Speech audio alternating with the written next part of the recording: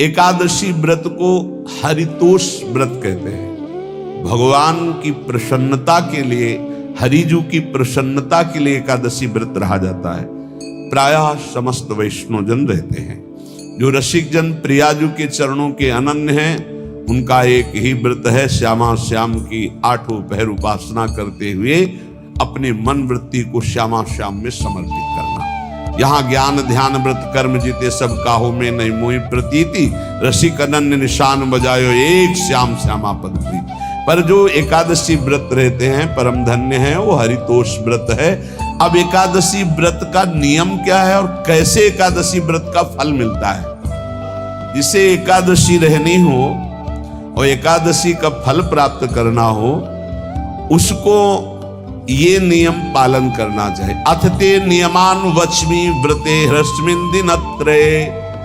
उसको 3 दिन, एक तो दशमी और एक द्वादशी और फिर बीच में एकादशी, उसको 3 दिन संयम में रहना होता है, तब बीच की एकादशी का उसे फल प्राप्त होता है। जिसे एकादशी व्रत रहना हो, उसका नियम है कि दशमी के दिन कांसे के पात्र का त्याग करें। वैष्णव सिद्धांत है कि कभी जिसमें मांस बना उस रसोई का भोजन न ग्रहण करें।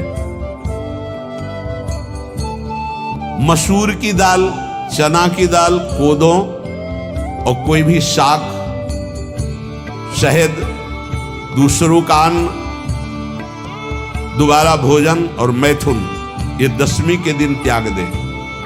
एक बार दशमी के दिन भोजन करें 24 घंटे में, क्योंकि एकादशी रहना है।